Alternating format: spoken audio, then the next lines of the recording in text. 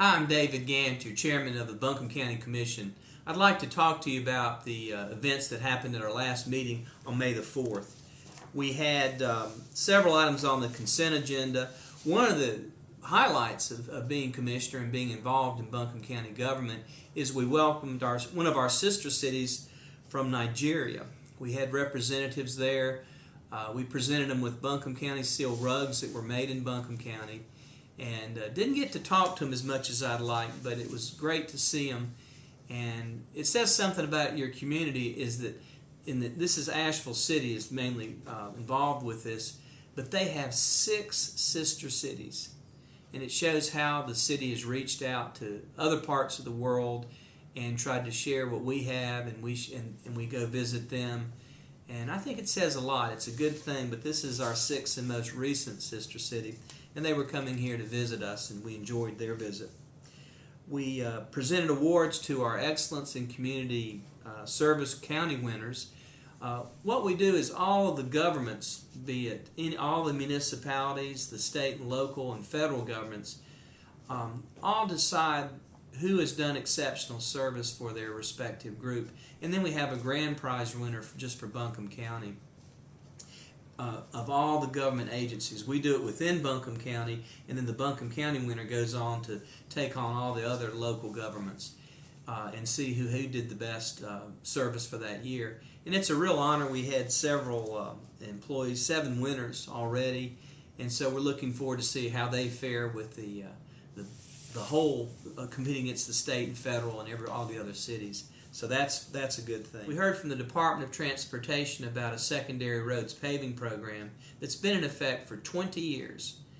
The goal was to pave every unpaved or dirt road in North Carolina. In Buncombe County, they have done this. They're short 52 miles, and that's it. And you think about all the roads in Buncombe County, that's quite an accomplishment. So what they do is the Department of Transportation comes in and gives us their priorities for the year, and they have to be voluntary. So if someone on your road does not want to be paved and you live on an unpaved road, they're not going to do that road. And that's a lot of the roads that we have left to do.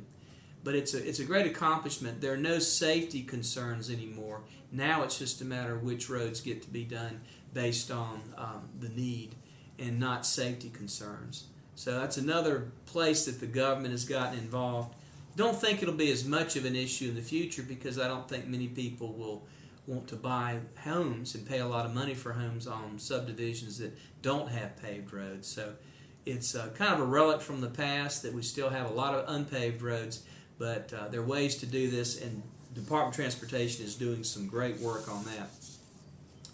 2 main topics of business we did were, first of all, we changed our policy on naming county facilities.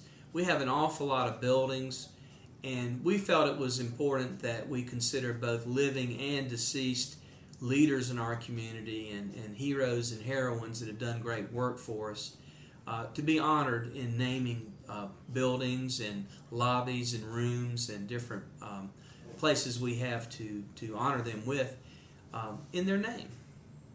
So we changed the policy, we voted to do that, and we'll be naming different buildings and having we've got a procedure and a protocol for doing that, because we want to do it orderly and make sure that all the wonderful men and women that have been before us and served the county get good consideration. So we're looking forward to that, and I think you'll see more on that in the future. Finally, we had an opportunity, and we in fact bought a transmission tower last night.